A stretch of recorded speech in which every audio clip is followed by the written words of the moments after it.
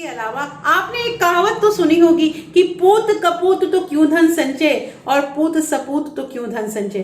क्या आपको वाकई लगता है कि आजकल के जमाने में ये जो कहावत है ये सही है? जनरेशन वेल्थ का नाम आते ही हमें ऐसा तो लगता है कि हाँ ये सही है और हमें कुछ ऐसी संपत्ति जो है वो अपने बच्चों के लिए रखना चाहिए, उन्हें पास ऑन करना चाहिए ताकि उन्हें कभी भी फाइनेंशियली स्ट्रगल ना करना पड़े, उनके पास एक सोर्स ऑफ इनकम आ जाए। ये सारा कुछ हम सोचते तो जरूर हैं, लेकिन ऐसे भी कई लोग हैं जो अभी उनकी प्रेजेंट सिचुएशन जो है वो सही नहीं होती है और वो अपनी सैलरी का तमाम हिस्सा जो है वो ईएमआई, रेंट, फीस, इलेक्ट्रिसिटी वगैरह वगैरह में खर्च करते हैं। तो ऐसे में वो करना तो चाहते हैं कि हाँ हमें कुछ जनरेशन वेल्थ क्रिएट करना चाहिए, लेकिन वर्तमान स्थिति उनकी अभी ठीक नहीं होती है।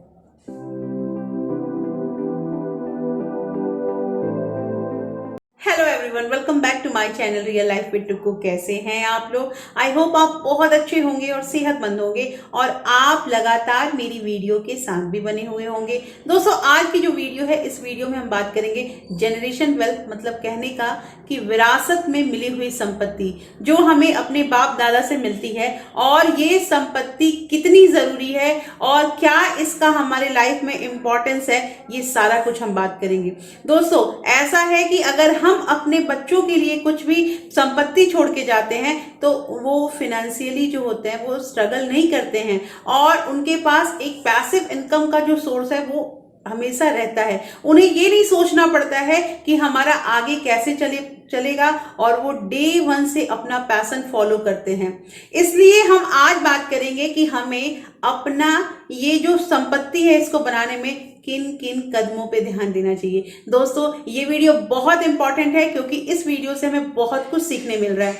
लेकिन वीडियो स्टार्ट होने से पहले एक नम्र निवेदन है कि अगर आप लोगों ने अभी तक रियल लाइफ विद टुक्कू को सब्सक्राइब नहीं किया है तो प्लीज सब्सक्राइब कर लीजिए अपने इस चैनल को और साथ में जो बेल आइकन है उसे भी जरूर प्रेस कर दीजिएगा ताकि ऐसे ही इंटरेस्टिंग वीडियो के नोटिफिकेशन आपको मिलते रहें। दोस्तों, वीडियो पसंद आए तो एक लाइक जरूर कर दीजिएगा। तो चलिए स्टार्ट करते हैं वीडियो को और सबसे पहले हम जानेंगे कि जनरेशन वेल्थ का क्या महत्व है। दोस्तों, अगर आप उनमें से हैं जिन्होंने अपना पहला मकान खुद खरीदा होगा या फिर अपना इंटरनेशनल ट्रिप या हवाई जहाज की यात्रा खुद के पैसों से की होगी या फिर अपना एजुकेशन लोन लेकर पढ़ाई किया होगा, तो आप समझ सकते हैं कि ये जो जनरेशन वेल्थ है इसका क्या इंपॉर्टेंस होता है। क्योंकि उस समय आपको ऐसा फील होता होगा जब आप पैसे इसके भरेंगे कि काश हमें कुछ अपने पेरेंट्स से मिला होता और आज हम इसी पैसे को बचाकर कुछ आगे का सोचते। लेकिन हमारी पूरी जो संपत्ति है, पूरे जो हमारा पैसा है वो तो बस ईएमआई और कर्ज को भरने में ही चला जा रहा है। तो ये जो जनरेशन वेल्थ का इंपॉर्टेंस है ये क्या है हमारी लाइफ में, वो अच्छी तरह से समझ सकते हैं। जनरेशन वेल्थ क्रिएट करने का सबसे पहला स्टेप है दोस्तों अपना फाइनेंशियल प्लान बनाना।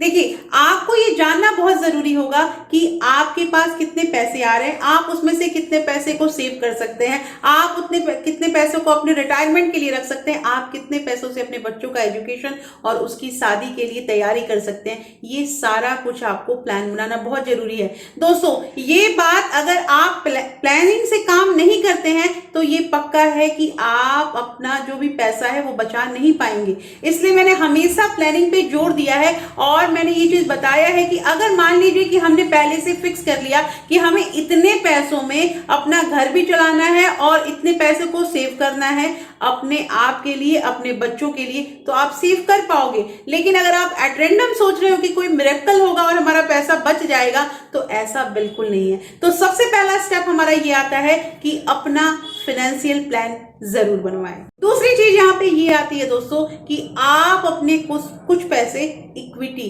स्टॉक मार्केट में जरूर निवेश करें। देखिए, मैं यहाँ स्टॉक मार्केट की बात कर रही हूँ, कहने का मतलब ये है कि आप लॉन्ग टर्म के लिए उसे छोड़िए। जैसे मान लीजिए अभी अगर आपकी एज 30 साल है और आप कुछ पैसे अपने इक्विटी में उसे इन्वेस्ट कर देते हैं, आप कुछ शेयर लेके छोड़ देते हैं और आपको 20 साल या 30 साल के बाद वो जो शेयर है वो पक्का है कि एक अच्छा रिटर्न देगा। ये आप अपने लिए कर पाए या ना कर पाए उसका यूज, आपके बच्चे तो उस चीज को कर पाएंगे। उससे जो रिटर्न मिलेगा उससे उनको एक तो एसेट मिलेगा कि हाँ हमारे पेरेंट्स हमारे लिए कुछ छोड़ के गए हैं। तो कहने का मतलब ये है दोस्तों कि अपना कुछ परसेंटेज इक्विटी में जरूर आपको लगाना ही चाहिए। तीसरे पॉइंट में अगर हम बात करें दोस्तों, तो ये एक वेल्थ तो नहीं है, लेकिन मैं यहाँ पे इस चीज को जरूर इसमें मतलब सम्मिलित करूंगी, लाइफ इंश्योरेंस की बात कर रही हूँ। दोस्तों बहुत सारे ऐसे लोग अभी हैं जो टर्म इंश्योरेंस को बेफिजूल समझते हैं। उन्हें ऐसा लगता है कि टर्म इंश्योरेंस में जो हम पैसे देते हैं वो बेवजह हमारे पैसे जो हैं वो जाया हो रहे हैं, लेकिन ऐसा नहीं है। आप इस टर्म इंश्योरेंस के महत्व को समझ पाइए। मान लीजिए कि आपने कोई घर लिया है होम लोन पे, आप घर के कर्ता धर्ता, आप घर के मालिक हैं, और कोई घटना घट जाती है तो आपके घर में आपके बीवी बच्चों पे क्या असर होगा? वो जो बीवी बच्चे हैं वो बिल्कुल रोड पे आ जाएंगे। तो कहने का मतलब ये है कि आपको टर्म इंश्योरेंस जरूर लेना चाहिए। दोस्तों बहुत बार ऐसा होता है कि किसी के फादर घर लेकर, कार लेकर, और कुछ घटना घट जाती है, उनका बेटा क्या अपनी जिंदगी को बनाएगा? वो तो पूरी जिंदगी कर्ज भरने में ही लग जाएगा, और उसका जो मतलब एजुकेशन है वो भी कंप्लीट नहीं हो पाएगा, या उसका एजुकेशन अगर कंप्लीट हो गया है तो पहले ही से ही उसके पास इतने सारे कर्ज भरे पड़े हैं। तो कहने का मतलब ये है कि मैं इस पॉइंट को, ये कोई वेल्थ तो नहीं है बट ये वेल्थ से कम भी नहीं है। आप लाइफ इंश्योरेंस पे जरूर ध्यान दें और आप एक टर्म इंश्योरेंस जरूर लें अगर आप घर के मुखिया हैं तो। चौथी चीज दोस्तों यहाँ पे ये आती है कि चाइल्ड के एजुकेशन में, हायर एजुकेशन के लिए हमें पैसे खर्च करने चाहिए। देखिए कहने का मतलब यहाँ पे ये है कि मैंने प्रीवियस वीडियो में आप लोगों को बताया था कि जो एकेडमिक क्वालिफिकेशन होता है उसके बाद कुछ प्रोफेशनल कोर्सेज होते हैं, कुछ हायर एजुकेशन होते हैं जो हर बच्चे को बहुत जरूरी होता है।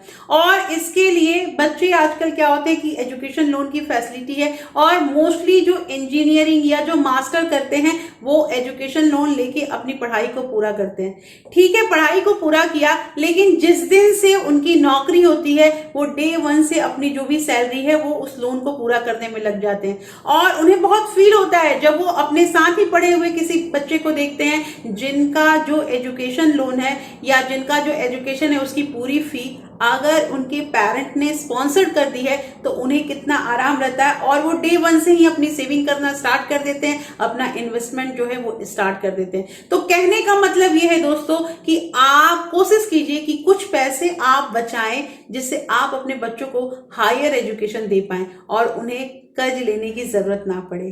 नेक्स्ट पॉइंट है दोस्तों कि पर्सनल फाइनेंस की शिक्षा अपने बच्चों को जरूर दें।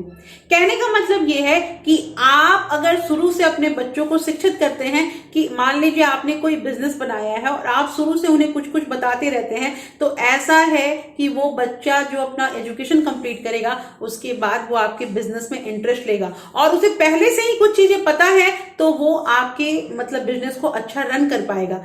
और इसके अलावा मान लीजिए आपका कोई बिजनेस नहीं है, फिर भी मैं ये कहूंगी कि जिनके पेरेंट जॉब करते हैं वो भी अपने बच्चों को पर्सनल जो भी एजुकेशन है, पर्सनल जो भी फाइनेंस है, अपने घर में उनकी क्या स्थिति है, ये सब डिस्कस करना चाहिए। क्योंकि ये सब डिस्कस करने से बच्चों को एक ज्ञान होता है, बच्चे जानते हैं कि पैसे का क्या वैल्यू है, या हमारे पेरेंट्स इन पैसों को किन कष्ट से, किन मेहनत से लेकर आ रहे हैं। तो ये सारा कुछ बच्चों को पता होना चाहिए, क्योंकि बच्चे अगर ये चीज जान गए तो ये पक्का है कि वो आपके पैसे को कहीं गलत या बर्बाद होने से बचाएंगे ही, ऐसा मेरा कहना है। आगे आपका क्या राय है इस बारे में कमेंट करके मुझे बताइए दोस्तों। इसके अलावा आपने एक कहावत तो सुनी होगी कि पूत कपूत तो क्यों धन संचय और पूत सपूत तो क्यों धन संचय। क्या आपको वाकई लगता है कि आजकल के जमाने में ये जो कहावत है ये सही है? मैं इसे एक मिथ समझूंगी, क्योंकि अगर पूत आपका कपूत है तो भी आपको धन जरूर रखना चाहिए, क्योंकि आगे आपको वही पैसे की जरूरत पड़ेगी।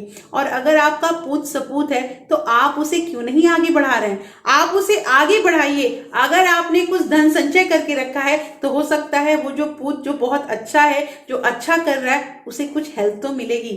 तो कहने का मतलब ये है दोस्तों कि अगर हमें विरासत में कुछ संपत्ति बनानी है, कुछ असली संपत्ति अपने बच्चों के लिए छोड़नी है, तो हमें स्टेप वाइज काम करना ही पड़ेगा। हाँ, एक चीज और बताना मैं भूल गई, इसके साथ ही दोस्तों, अगर आप पे किसी भी तरह का कर्ज है, आप पे कर्ज का भार है, तो सबसे पहले कोशिश कीजिए एसेट बनाने से पहले कि आपको उस कर्ज का निपटारा कर देना है। क्योंकि अगर आप कर्ज लेके रखें तो दिन प्रतिदिन उस कर्ज का ब्याज बढ़ता है और कर्ज से आप संपत्ति का निर्माण नहीं कर सकते हैं। तो कहने का मतलब ये है दोस्तों कि ये मेरा पर्सनल एडवाइस है कि आप सबसे पहले अपने कर्ज को खत्म करें।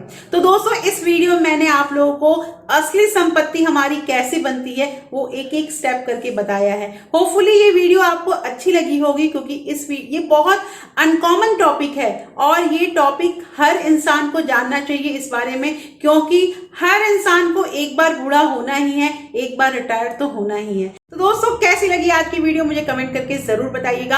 होपफुली ये वीडियो आपको अच्छी लगी होगी, और अच्छी लगी है तो आप इस वीडियो को अपने फ्रेंड्स और फैमिली के साथ शेयर भी कर सकते हैं। दोस्तों, ये बहुत ही अनकॉमन टॉपिक है, इसलिए उसकी जानकारी आपके दोस्तों को भी होनी बहुत जरूरी है। तो दोस्तों, फिर मैं मिलती हूँ आपसे ऐसे ही एक इंटरेस्टिंग वीडियो के साथ। तब तक के लिए thank you, thanks for watching.